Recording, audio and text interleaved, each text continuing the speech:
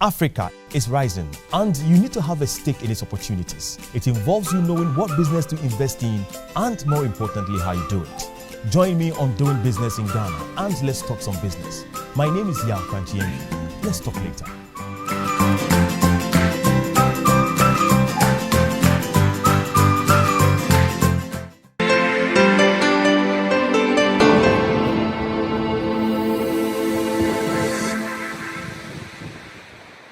Welcome to Doing Business in Ghana. I'm glad you're watching here today.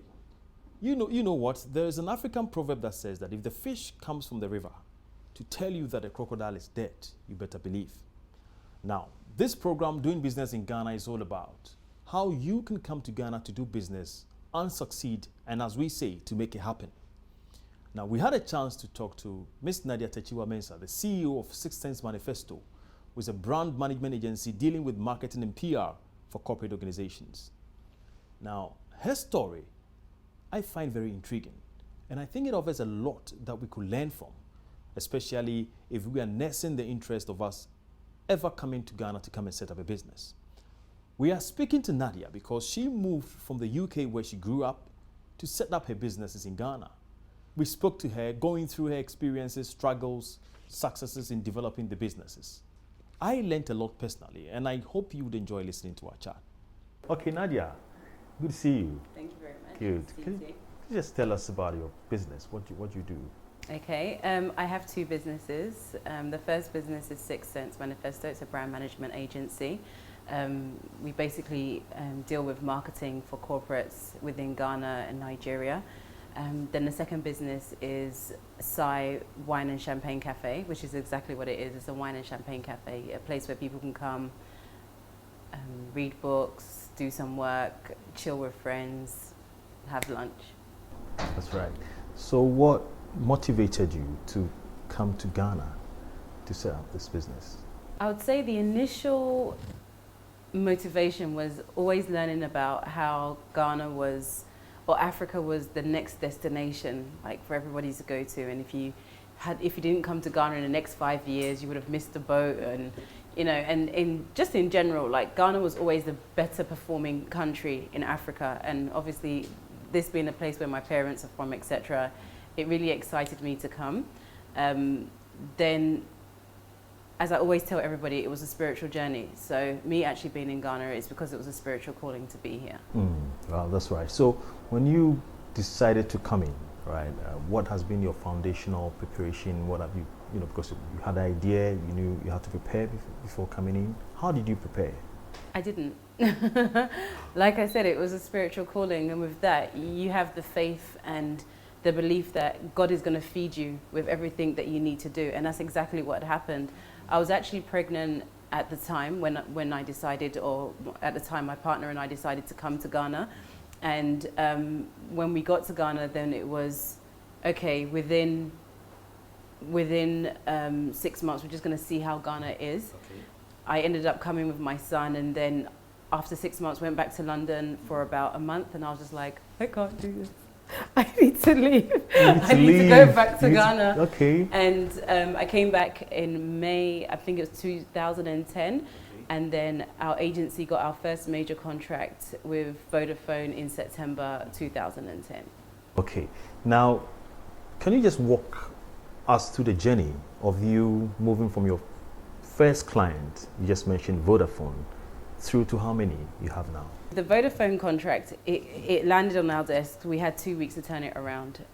They basically said that they were launching BlackBerry at the time on Vodafone. All the other major networks had already launched BlackBerry, so they wanted something experiential. Right. They already had an idea of what they wanted to do. So that plus what I had to offer and what our team could bring, we were able to turn it around in the 2 weeks.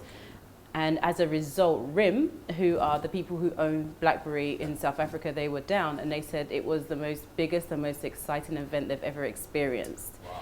And that was in Africa, and we were just like, what? Yeah, and like it was 2 weeks, and like my team was like, there was about 4 of us. And as I said, I came back into Ghana in May. We got this contract in in September. Our company officially opened in July. So in terms of infrastructure of the business, staff training, etc., it wasn't there. So it was just by the grace of God that we were able to actually execute that. And then straight after that came UT Bank. They wanted us to do, again, it was a short turnaround. Okay, we have an event. Can you turn it around for us in 3 weeks? We were able to do that. Mr. Amabing loved the whole experience again. And then just after that, you know, people just start knowing what you're doing and, you know, referring you and saying, okay, what else can you do? And trying to continue to expand your horizons. And outside of what we was doing locally, we also had an international presence because we was like always on LinkedIn. Also, a lot of my contacts were based outside of Ghana anyway, so it allowed us to make sure that we communicated with them to say, hey, this is what we're doing here, so on and so forth. So it just very naturally grew. I mean, there was times where it stops very short, but then when that happens, I'm always prompted to do something in the company. So at this point, you now need to develop the team a bit more. At this point, you need to build your infrastructure a bit better. At this time, you need to invest. So every time the business slowed down, it was always a breathing gap for the company to grow. Exactly. And every time we grow, then something better will come along the next time. So where we're at now, we're quite good. Do you have this experience in the UK, what you're doing now, before coming in here? Or what was it? Quite often, I reflect back on my time before coming to Ghana. And I realized that my journey started maybe Ghana's 50th independence. That's when my journey started. And I could see, like, I studied media, culture and communications at university. I entered into the public sector where I was working with Comic Relief. I realized that I was limited to grow in the public sector, so I shifted into the private sector. And as I shifted, I was an operational logistics person. Then I had a calling to start doing marketing in Africa, then worked for this company called Africa Confidential, which allowed me to travel, meet presidents, ministers, so on and so forth, hear the dialogue of what was going on the ground in Africa. Then I did consultation for IC publications who do New Africa and African business, etc. And then fallen into Ghana. So it was just like a continuous, so it happened, like I said, it all started on Ghana's 50th independence, where we were all celebrating Kwame Nkrumah in the UK. Then I was curious about who what does he actually stand for? I know who Kwame Nkrumah is, but who is he? Like, what was his...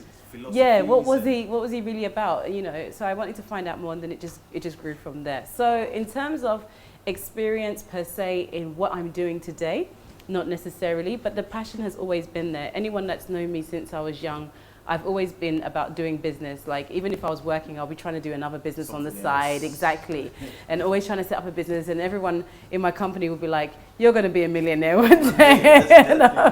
And I was just like, I hope so. Let's go back a little bit. Okay. I'm sure once you decided to come in, you probably informed friends, family that you want to come in. What was their response, or what was their reaction like? Okay, like I said, I'll take two key responses, which was my mother and my father's. My father was for it all the way up until the time he actually realized I was going the following week. And then he was just like, girl, you know there's malaria in Ghana and you're taking a newborn baby. Are you sure? I was like, Daddy, if it was that bad, everybody would be dead in Ghana by now. So I'm sure there's a way in which people will survive with it. Right. And he was like, So he did all of the groanings. Since I was, let's say, about 10, 11, my mum would spend 6 months in Ghana and 6 months in London. And the crazy thing is, when she used to do that, you know, as kids, we'll be grieved. Like, why is our mummy leaving us? Why is she going to this African country? Like, why? You know, we were really upset about it. But then now, and this is the amazing thing, like now, we're actually reaping from my mum investing that time that she did coming here and everything else. So at the point where my mum did early retirement and she was in London, for her it just didn't make sense. She was like, okay, well, you're my last born, and if you're leaving, why am I here? So she chose to leave, and she came as well. That's good. What factors have What factors have favored your business? I have to take it back a little bit, Okay. because for the first 2 years, being in Ghana, or 3 years, it's been incredibly difficult, because she's from Abrochi, too no. So that naturally, there's this natural thing that guards people from even wanting to do business with our agency at the time. And the other factor was that they felt that maybe the ideas that we were coming with were too European, British, kind of like, so they didn't, it was really, really hard. Then after 3 years of us being in the system, we actually rebranded our agency, and we called our agency something new, like I said, which is Sixth Sense Manifesto. We established a base in Nigeria. We got a board of directors. Then we went out with a vengeance. Like, it was almost like, despite everything people have said to us over the years, we've still been able to build a very good clientele, and we're still pushing to be that #1 below the line media agent or marketing agency in Ghana. So I would say our experience has favored us, our output, what we've actually done, because there's one thing for an agency or for a company to say, we're good at this. It's another thing to actually see that they're very good at it. So after a while, my confidence grew, because I knew that whatever we were doing was good, and it was not the same as what other people were getting. And not only that, we made sure that we were affordable as well, making sure that just because we're good at what we do and we give you a good quality, doesn't mean we have to charge you exactly a ridiculous rate. And then an amazing team, you know, understanding between myself and my foundation, like the very foundation of my agency, was imperative, because once we were able to have an understanding of one another, and then we built a rapport and then a relationship, then that began to favor us, because we're all now working for the common good, and we're happy, and we're trying to build each other up. So as soon as that started happening, that became a favorable. So internally, there was a favorable. Externally, in terms of how people saw our company, was also favorable.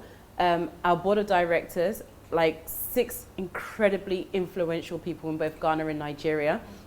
And then just past experience, past clients and stuff like that, who had seen what we'd done and wanted to use us or would refer us. And then friends of our company as well.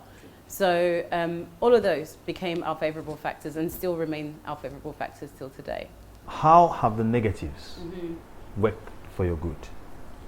It hasn't really, and I'll tell you the reason why.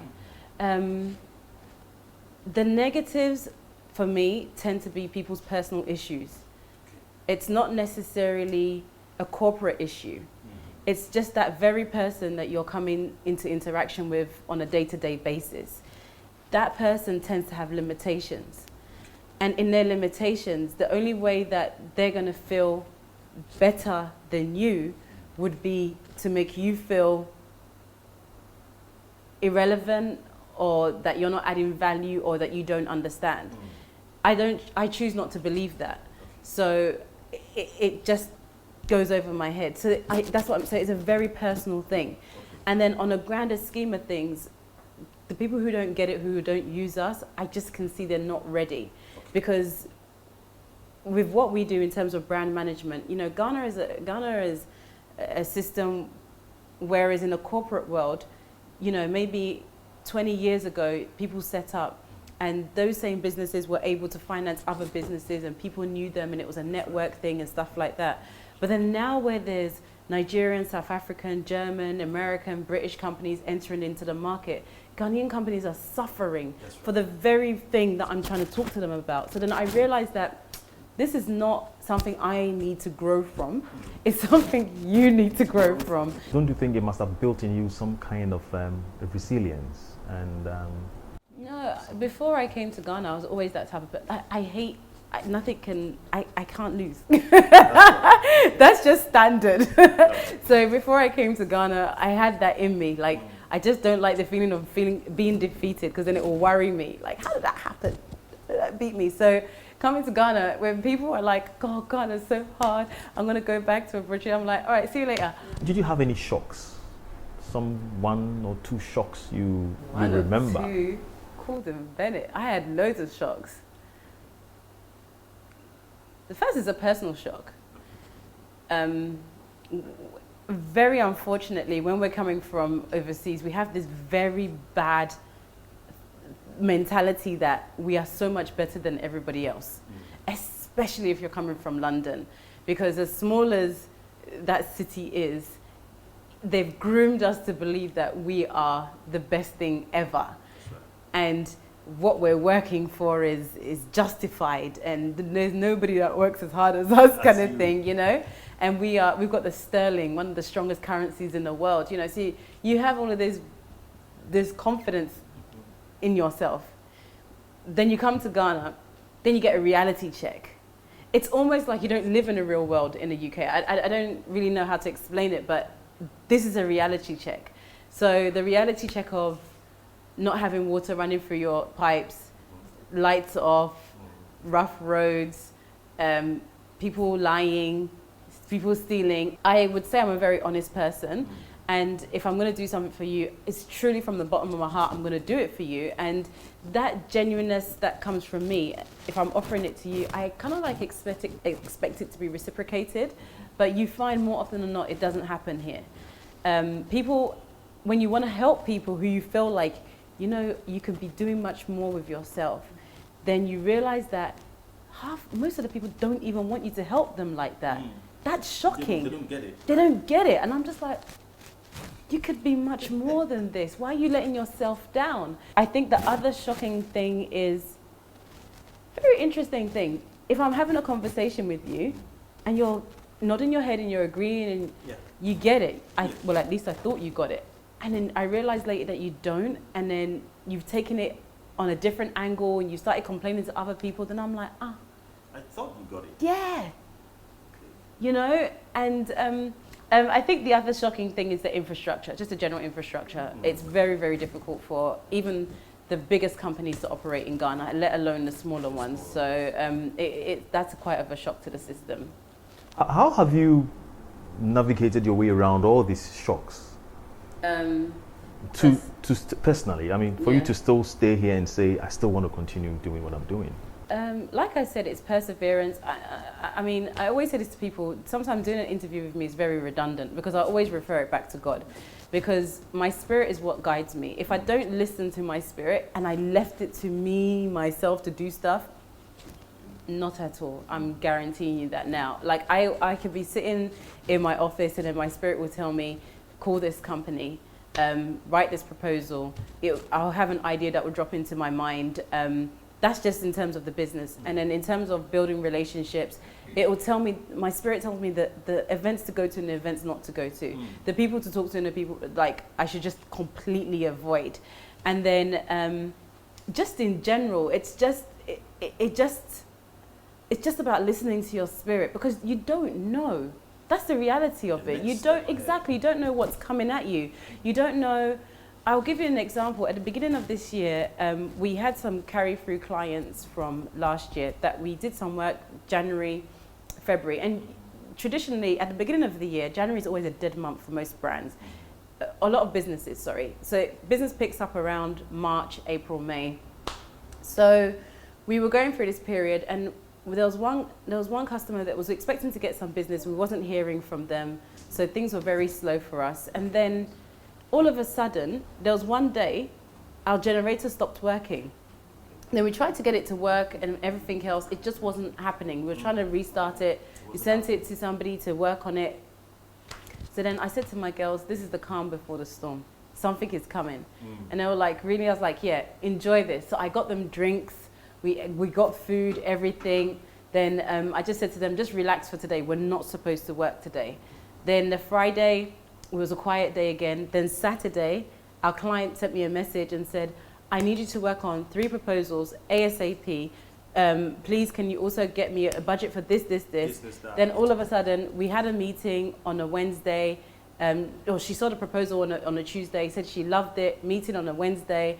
Can we start in 2 weeks? And boom. That's it. Great.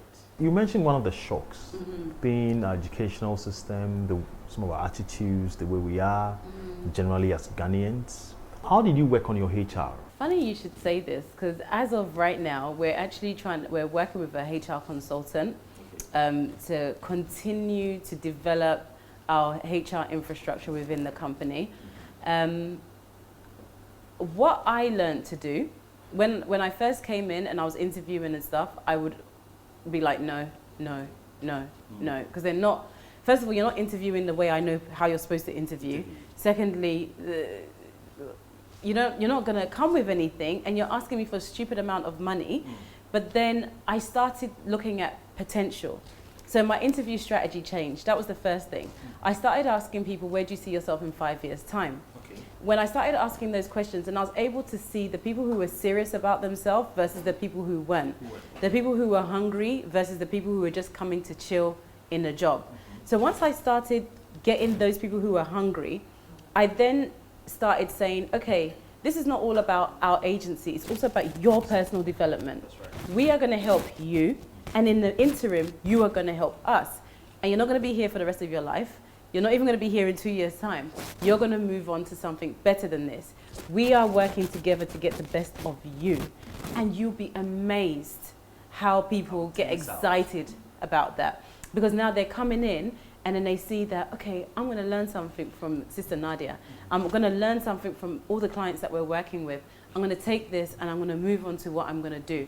And I have a very relaxed relationship with my staff. It's not like I'm the boss, you're the worker. No, it's very like, can you see my shoes today? Can you do my hair? Can you do my makeup? I'm very much like that with them. And, you know, put my arm around them, you know, very cool, laid back. You know, do training sessions on the board, do lunches like in the office, or we go out, or, you know, if we're doing something with a major client, I allow them to experience that as well, just so that they can see that, yes, I'm actually benefiting from this, and it's not all about the company. They're actually looking out for us as well. And then what tends to happen, so I went from having a high staff turnover, maybe every 2-3 months, to now having the same set of staff for the last 3 years. Okay. Solid. Right, and that's just by way of changing. Just about your approach. And you know, it's all about being part of the bigger picture. So I asked one of my girls, what do you want to do? Or all of them, what do you want to do? One of them wants to be a makeup artist. Okay, great. How are we going to get you there? Let's take 1 hour of my time to build a business plan, to look at a strategy, to look at what schools you're going to go to. Then you identify the school. Okay, great. Let's also pay for your pre-finance your tutorial lessons or whatever. Then you pay it back over a period of time. Next person, you want to do PR? Okay, great. You're going to focus on PR at this company. You're also going to do this. So they are getting something out of the experience as well. It's not all about just work. But in saying all of that, as the company has grown and we're doing really well, there's also this thing, they're limited. Okay. A lot of people tend to be limited. So you then need to step up your personnel so that the company can continue to grow and be at the standard that it needs to. Now, the challenge is that when you bring somebody above them who's getting paid more, they start to resent that because they can't understand why they've been the foundation. Right. So hard. Right. Now, this person is coming and they're earning much more than us. And to be honest, we can't see the difference between what they're doing. Yes. So then that's now becoming our little challenge. So it's about, we have a training manual. We tell them that, you know, there's a difference between a skilled worker and an unskilled worker. And I keep on saying to them, like, look, there needs to also be the thing of, if you leave this company, it's going to hurt the company. But if you leave the company as is, I can just get somebody else to replicate exactly what you're doing. So it's about also letting them have added value. And that added value is what I say to them, that when they leave the company, they go to another company, they will dictate how much money they want to get paid. And if it's not what they want, they're happy to stay at home until somebody does pay them that. So that's where we're trying to get our staff right now. And most of the time, I mean, they're willing to go along with that. So basically, it's about you trying to put something in them first, Yeah, and then taking interest in them, yeah, and then ultimately them also giving back yeah. to whatever time they're going to stay with Exactly. you. And I feel like that's also part of my calling, to work with people and to inspire and to educate and to really drive them, you know? Exactly. I don't think it's all about money. That's not the bigger picture. The doomsaw, the high interest rates, the escalating forex rates, the dollar, the sterling, how has it affected your business, and how have you, as it were, still managed it? If I can tell you that the doomsaw is probably one of the most critical things that have happened to this Ghanaian economy, to our whole society, it's not even a joke. Like, I feel like people understand it as, oh, we don't have lights, but it's much deeper than that, especially on the business front. By God's grace, again, we've been sailing through. Like, I wouldn't really say that we've been affected per se. I think the only bad thing is that when we do have lights off, we've got a generator, but it doesn't generate the AC, it only runs the fans. So sometimes it gets a bit hot in the office. Other than that, we're still able to do what we're able to do. However, a situation like if we have lights off for 24 hours, we use Vodafone for our wireless. Vodafone have got an 8-hour backup generator on their signals and everything. Once we hit 24, like once it goes over 8 hours, it stops. So that affects our internet. So now we are getting like inadvertently affected by the doomsaw. Then all of our suppliers, every single one of our suppliers, big or small, their turnaround times are much longer now. The quality of work is seriously compromised because they're using a generator to now maybe do some printing or whatever, and the output is not so good. Their fees have gone up ridiculously. Exactly. But yet, even though all of these things are happening around us, we're still doing this. We're still holding our own. We're not saying to our customers or our clients, oh, because of doomsaw, we've had to raise everything up. No, we're still actually keeping it here and absorbing the costs from all of our other vendors. And I think that's very critical because you don't want to take advantage of this whole doomsaw situation because everybody's being affected by it. The dollar rate. At times it's good for us, at times it's bad. Times it's good is when we get paid from a client internationally and they transfer it into our dollar account. We hold it there. The times when it's not good for us is when we're sending money out. And we're paying for stuff. That's right. That is painful. But again, people who we work with are getting affected by that. So maybe a medium-sized business that once had a sustainable budget, like a decent budget to do what they needed to do, now it means nothing. What do you say to those contemplating to come to Ghana to do business in the face of all that? Your shocks, your challenges, the doomsaw, and all that? The first thing I would say to people contemplating coming to Ghana is that be open-minded. That's the first thing. Expect the unexpected. Don't complain. Be ready to be broken down and be built back up again. With that one in particular, I would say I want to emphasize on it. Every single person that comes to do business in Ghana or comes to relocate in Ghana gets broken down. It's a process. Some people don't want to be broken down. They don't feel like, why is this place breaking me down? Like, what is this place? Okay. You know? But you need to be broken down and then built back up so that you're now able to deal with Ghana. Because exactly. But if you think you're going to come with a UK, US, European mentality to come and enter into the system, it's never going to work. If you think you're going to come to Ghana and say, I'm going to make money and bounce, it doesn't happen like that. It takes time. Ghana takes time because what you realize is that you need to get accustomed to the system. People need to get accustomed to you. And then you start gelling and things start working like that. But if you just want to come in and just be like doing some moves, people don't like that. And then you'll get People will be chopping your money left, right, and center. You'll get frustrated, this, that, and the other, because you don't understand the system. And you just need to be ready to be broken down, and just see it as a positive thing to be broken down. As long as if you can be broken down and built back up, and the thing is, as you're going down, it's painful, but you still have things around you. And as you're building up, still things are around you. So you never lose, you grow. And if you're able to then become this different, like adjusted person in this system, then you can also go to the UK or the US and be this person, as well as the person that you are as you know it. And it's a win-win. Like it's a win-win.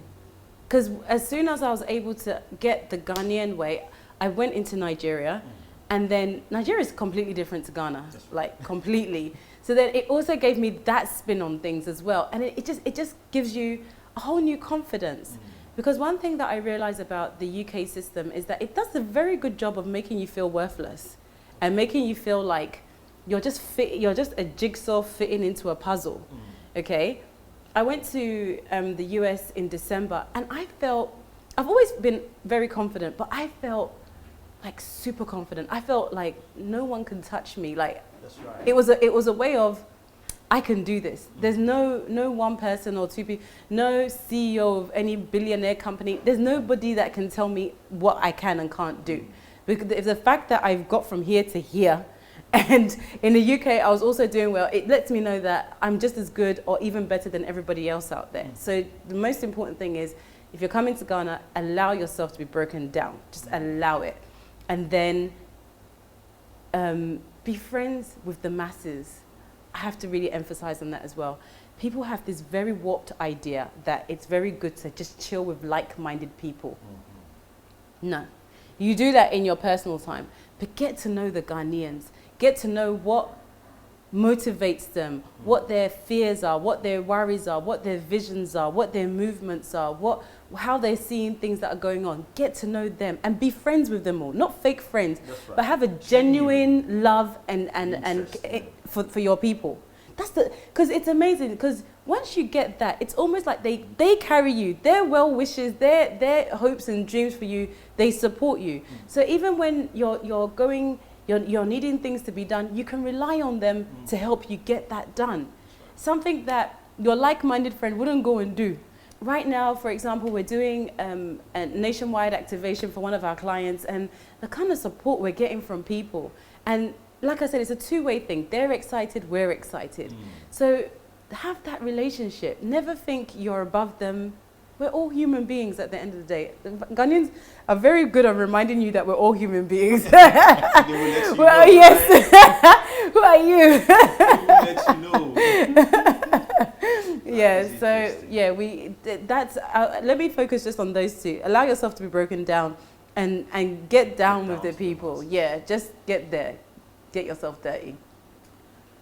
Good. So, any regrets if time is to go back? There's nothing I would change. Never go back and never change.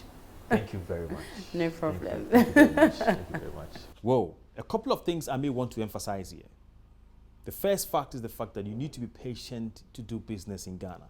And I think this is a general business virtue anyway. But that is according to Naadia. You need patience to do business in Ghana. You must also do well to show recognition to the people you meet, especially those at the lower ladder. As Naadia said, they have a way to let you know they too are important. Number 3, you could meet people who could really slow you down.